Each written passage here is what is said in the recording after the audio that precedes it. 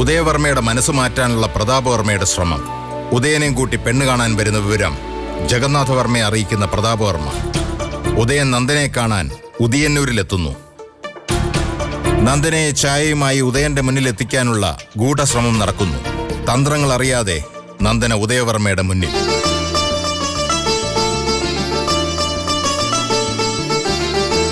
ഇനി തുടർന്ന് കാണുക. എന്നാ ശരി, ഓക്കെ.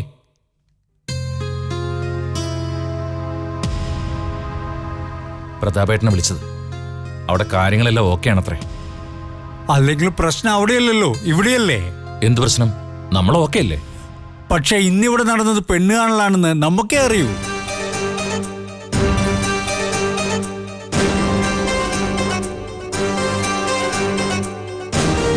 അതൊരു പ്രശ്നം തന്നെയല്ലേ ഇരിക്കൂ? അക്കാര്യത്തിൽ ടെൻഷൻ വേണ്ടെന്ന എന്റെ അഭിപ്രായം. നമ്മൾ കാര്യങ്ങൾ തീരുമാനിക്കുന്നു, അതിനനുസരിച്ച് മുന്നോട്ട് നീങ്ങുകയും ചെയ്യും. അതിന് നന്ദനയുടെ മുൻകൂർ അനുവാദം വാങ്ങേണ്ട കാര്യമൊന്നുമില്ല. എന്നാലും രഘു, അങ്ങനെയല്ലോ കാര്യങ്ങള്.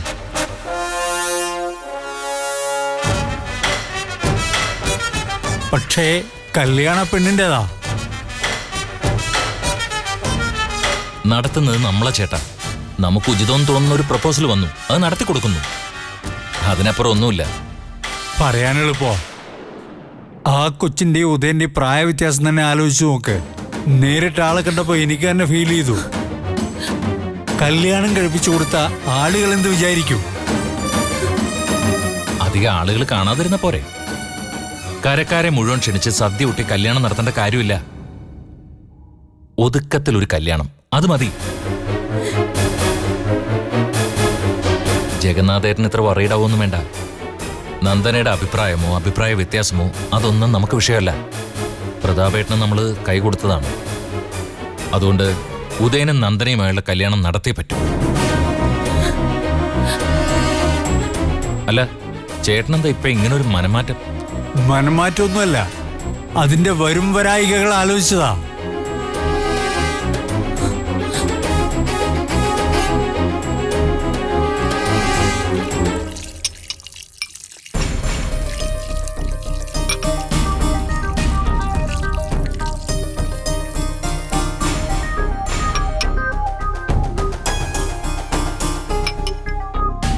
അമ്മായി, ഇന്നിവിടെ വന്നതാരാ? എപ്പോ?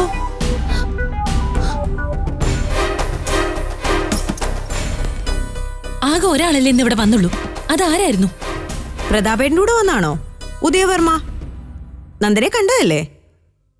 മോളല്ലേ ചായ കൊണ്ടേ കൊടുത്തത്? ആ മനുഷ്യൻ എന്തിനാണ് വന്നത്? പ്രതാപേട്ടൻ മിക്കവാറും കൂടി വരാറുള്ളതല്ലേ? അതല്ല, മറ്റേ ആളുടെ കാര്യം ഞാൻ ചോദിച്ചത്.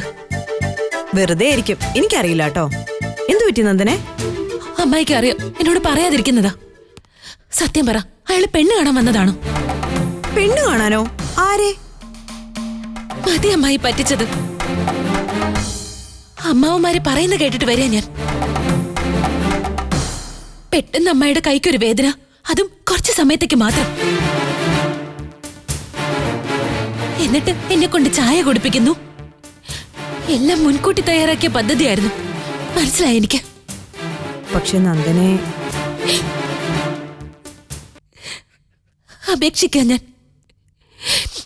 അമ്മാവന്മാരോട് പറയണം, ചെയ്യരുത്, എനിക്ക് കല്യാണം വേണ്ട. ദയവേത് ഇക്കാര്യത്തിൽ അമ്മ എന്റെ കൂടെ നിൽക്കണം, സഹായിക്കണം.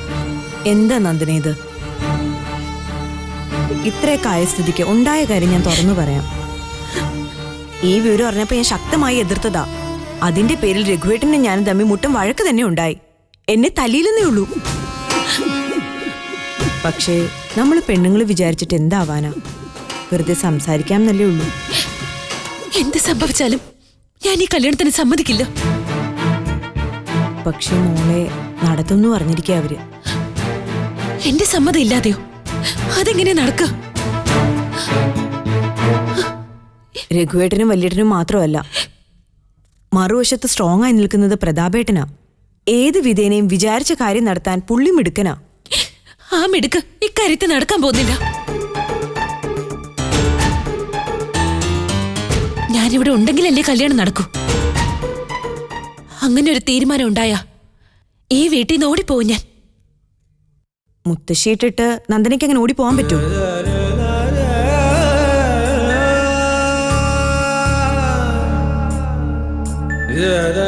അമ്മ ഇങ്ങനെ കിടക്കുമ്പോ നന്ദന എങ്ങോട്ട് പോവാനാ? അങ്ങനെ വല്ല അവിവേകവും കാണിച്ച ദേ സ്നേഹം കൊണ്ട് പറയോ ഞാൻ, പിന്നീട് ഒരിക്കലും നന്ദനയ്ക്ക് ഈ പടി ചവിട്ടാൻ പറ്റില്ല. അതേസമയം അമ്മാവന്മാരെ അനുസരിച്ച നന്ദനയ്ക്ക് എപ്പോ വേണമെങ്കിലും മുത്തശ്ശിയെ കാണാൻ വരാം. സ്വന്തം താല്പര്യത്തിന്റെ പേരിൽ നന്ദന ഒരിക്കലും മുത്തശ്ശി ഉപേക്ഷിച്ചു പോവില്ല എന്ന് എനിക്കറിയാം. മോൾക്കതിന് കഴിയില്ല. എനിക്കറിയാം നന്ദനയുടെ സങ്കടം. പക്ഷെ എന്ത് ചെയ്യാനാ? ആരോട് പറയാനാ? സഹിക്കാനല്ലേ നമ്മൾ പെണ്ണുങ്ങൾക്ക് കഴിയുള്ളൂ.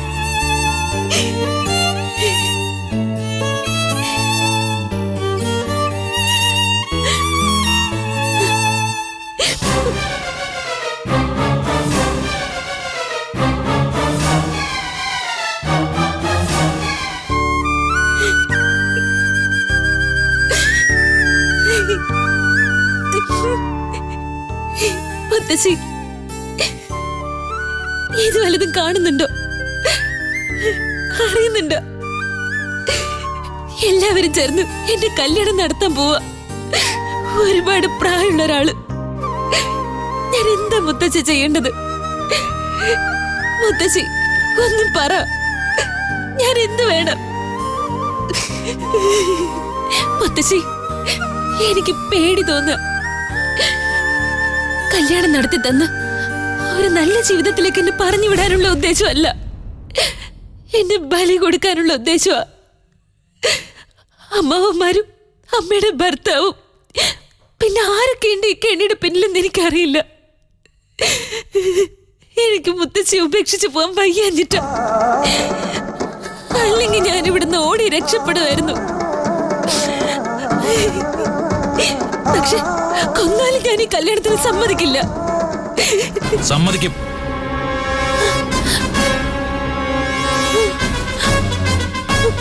കൊല്ലാതെ തന്നെ നിന്നെ കൊണ്ട് ഈ കല്യാണത്തിന് സമ്മതിപ്പിക്കും. നീ എന്താ പറഞ്ഞത്? അമ്മ ഇവിടെ ഉണ്ടായിട്ടാണ്, അല്ലെങ്കിൽ ഇവിടുന്ന് ഓടി രക്ഷപ്പെടാമായിരുന്നോ? എങ്ങോട്ട്? എവിടെ വരെ ഓടാനാണ് നീ? അങ്ങനെ ഈ കോവിലകം വിട്ട് പോയിട്ടുണ്ടെങ്കിൽ അത് നിന്റെ ഒരു പോക്കായിരിക്കും. ലോകത്തിന്റെ ഏത് കോണിൽ പോയി വിളിച്ചാലും പിന്നെ നിനക്ക് സ്വൈര്യം കിട്ടുമെന്ന് വിചാരിക്കണ്ട. എന്തിനാ എന്നെ ഇങ്ങനെ ദ്രോഹിക്കുന്നത്? ഞാൻ എന്ത് തെറ്റാ നിങ്ങളോട് ചെയ്തത്? എന്റെ ചേച്ചിയുടെ വയറ്റിൽ ജനിച്ചു, അതാ നീ ചെയ്ത ആദ്യത്തെ തെറ്റ്.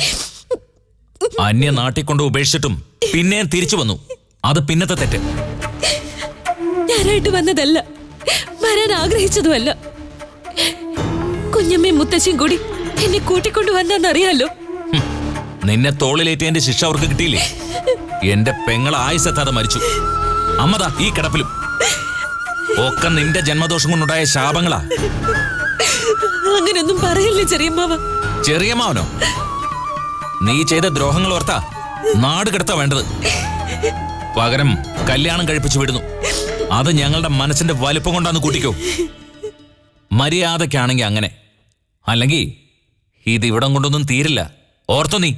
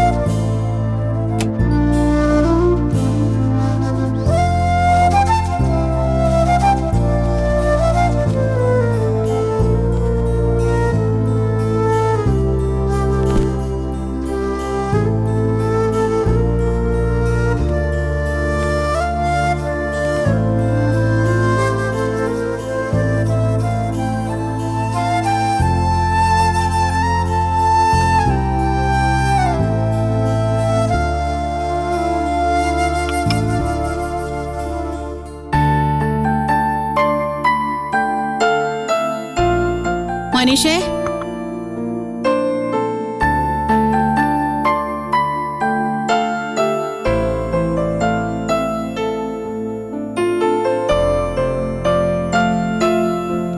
മനീഷേ, ഭക്ഷണം എടുത്ത് കഴിക്കാൻ വാ. വാ, ഭക്ഷണം കഴിക്കേ. വേണ്ട. അതെന്താ വേണ്ടാത്തത്? കാപ്പി കുടിച്ചിട്ട് കട തുറക്കാൻ പോ. കാപ്പി കുടിക്കാൻ സമയമല്ലോ. മിക്ക ദിവസം നിന്റെ പതിവ് ഇതാ. ഞാൻ രാവിലെ എഴുന്നേറ്റ് ഓരോന്ന് ഉണ്ടാക്കി വെക്കും, നീ കഴിക്കാതെ ഇറങ്ങിപ്പോവും. ഞാൻ വെളിയിൽ നിന്ന് ബ്രേക്ക്ഫാസ്റ്റ് കഴിച്ചോളാം. അതിന് കാശ് കൊടുക്കണ്ടേ? പിന്നെ ചുമ്മാതെ കിട്ടുമോ? വല്ല ഹോട്ടലുകാർ നന്നായിക്കോട്ടേത്. നീ നിക്ക്. ദോശയും ചമ്മന്തി പാഴ്സലാക്കി തരാം, കടയിൽ ചെന്ന് കഴിച്ചോ. എന്നാ വാഴയില വെട്ടി ഒരു പൊതി കൂടി കെട്ടിത്താ. ഉച്ചയ്ക്ക് പൊതിച്ചോറുണ്ണാം. ഞാനൊന്നും കഴിക്കുന്നില്ല. പ്രശ്നം തീർന്നോ? എടാ, ഒന്ന് നിക്കാൻ എവിടെ? എടാ മനീഷേ,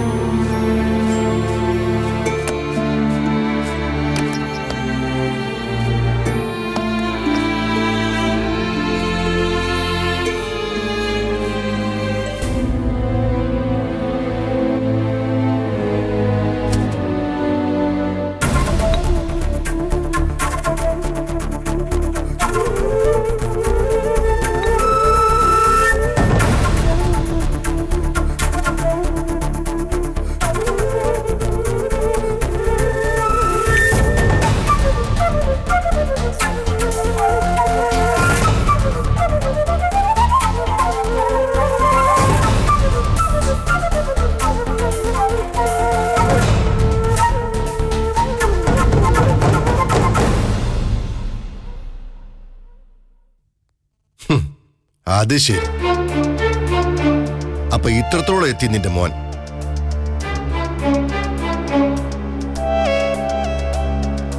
എനിക്കിത് നേരത്തെ സൂചന കിട്ടിയതാ. എങ്ങനെ സുമിത്രയോട് പറയണമെന്നുള്ള വിഷമത്തിലായിരുന്നു ഞാൻ.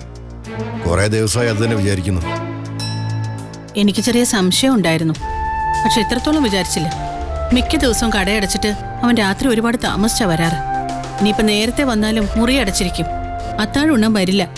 രാവിലത്തെ കാപ്പിയും വേണ്ടാന്ന് പറയും. അതങ്ങനെ തലേന്ന് ഓവറായ പിറ്റേന്ന് രാവിലെ ഒന്നും വേണം തോന്നില്ല. ഹാങ് ഓവർ എന്ന് പറയും. മനീഷിന്റെ പോക്ക് ഒട്ടും ശരിയല്ല സുമിത്രേ. കുറെ അലമ്പ് ചെക്കന്മാരാ കൂട്ട്. തുണിക്കടയിൽ വെച്ച് പോലും സ്മോൾ ഉണ്ടെന്നാ സംശയം. സ്വന്തം കടയിലേ സൗകര്യമുണ്ട്. ബിസിനസ് കുറവാണെന്ന് ഓർക്കണം. കയ്യിൽ കാശുണ്ടെന്ന് കണ്ട് കുറെ ഫ്രണ്ട്സ് അടുത്തു കൂടും. അവൻ വെറും മണ്ടനായതുകൊണ്ട് ചെലവെല്ലാം അവനങ്ങ് ഏറ്റെടുക്കും. എനിക്ക് പേടിയാവുന്നു ശേഖരേട്ടാ. പേടിക്കണം സുമിത്രേ. മനീഷ് ഇപ്പൊ പഴയ കുട്ടിയല്ല, പ്രായം തികഞ്ഞൊരു പുരുഷനാ. ആ ഓർമ്മയുള്ളതുകൊണ്ടാ ഞാൻ അവനെ ഗുണദോഷിക്കാൻ ചെല്ലാത്തത്. പണ്ടേ ഞാൻ അയാളുടെ ശത്രുവാണല്ലോ. പേടിച്ചിട്ടൊന്നുമല്ല. ഇപ്പൊ ശേഖരമാമാന്നെങ്കിലും വിളിക്കുന്നുണ്ട്. ആ വിളി അവനായിട്ട് മാറ്റണ്ടെന്ന് വിചാരിച്ചിട്ടാ. നിന്റെ കാര്യം ഓർത്ത് അതിലും സങ്കടം. അവനെ എത്ര വലിയ ആളായാലും എനിക്കൊന്നുമില്ല. വകവെച്ച് കൊടുക്കില്ല ഞാൻ. ഇങ്ങോട്ട് വരട്ടെ, അടിച്ച് പുറം പൊളിക്കും ഞാൻ. അരുത് സുമിത്രേ, അവിവേകാണത്. പിന്നെ മനീഷിന് അവന്റെ ഇഷ്ടത്തിന് വിടണമെന്നാ ശേഖരേട്ടൻ പറയുന്നേ? എന്നല്ല, ഒരു ഒച്ചപ്പാടുണ്ടാക്കി നമ്മുടെ ദേഷ്യം പ്രകടിപ്പിക്കാനുള്ള അവസരമല്ലേ ഇത്. ഉദ്ദേശിക്കുന്ന ഗുണം അതുകൊണ്ട് ഉണ്ടാവണമെന്നില്ല. ചിലപ്പോൾ ദോഷാവുകയും ചെയ്യും. പിന്നെ ഞാൻ എന്ത് വേണം അത് പറ. കുറച്ചൊന്ന് ക്ഷമിക്കേ. അനുകൂലമായൊരു സന്ദർഭം കിട്ടുമ്പോൾ സാവകാശിക്കാരും സംസാരിക്കണം. ഉപദേശമാണെന്ന് അവനും തോന്നരുത്.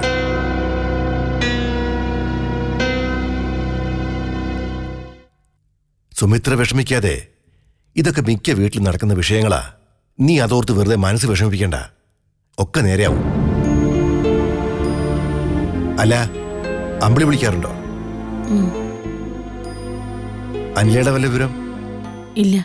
ആ, നീ ഒരു ചായ എടുക്ക്.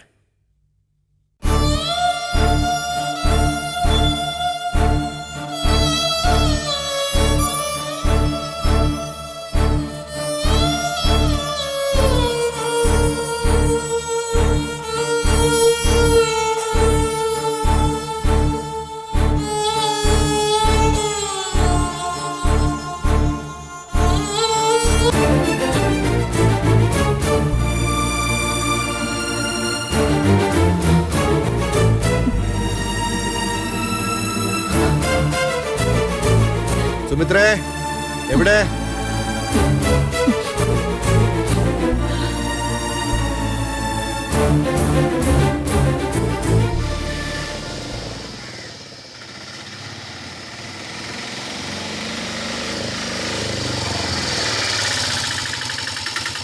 നിർത്ത് മതി. എടാ, വീടെത്തി. ഇങ്ങോട്ട് ഇറങ്ങാൻ. ആ, ഇങ്ങോട്ട് ഇറങ്ങാൻ.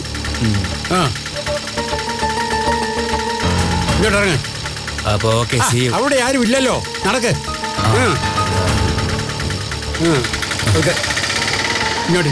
ഇങ്ങോട്ട് ഇരിക്കടാ.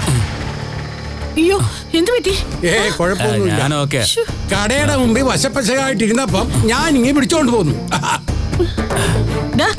മനുഷ്യ, നിന്നെ ഇന്ന് ഞാൻ ഇപ്പൊ ഒന്നും പറഞ്ഞിട്ട് ഫലമില്ല സുമിത്രേ. പൊട്ടന്റെ ചെവി ശംഖ് വിളിക്കുന്നത് പോലെ ഉള്ളൂ. ലേശമെങ്കിലും വെളിവ് വേണ്ടേ? കൂട്ടുകെട്ടാ പ്രശ്നം. കൂട്ടുകാര് അവന്റെ വായി കോരി ഒഴിച്ചതാണോ ഇത്? എന്തായാലും ഈ പരുവത്തിൽ ഒന്നും ചോദിക്കാനും പറയാനും നിൽക്കണ്ട. നേരം വെളുക്കട്ടെ. ഞാൻ ഇറങ്ങുക. ഓടാ.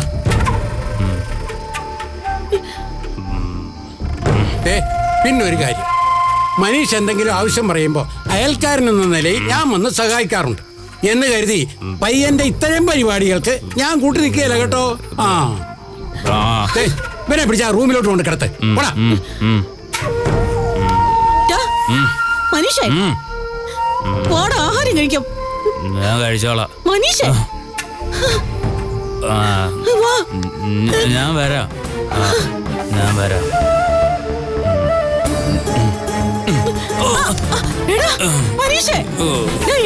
പേടിക്കണ്ട, ഞാൻ ഓക്കെയാണ്. ഞാൻ ഓക്കെ. പേടിക്കണ്ട.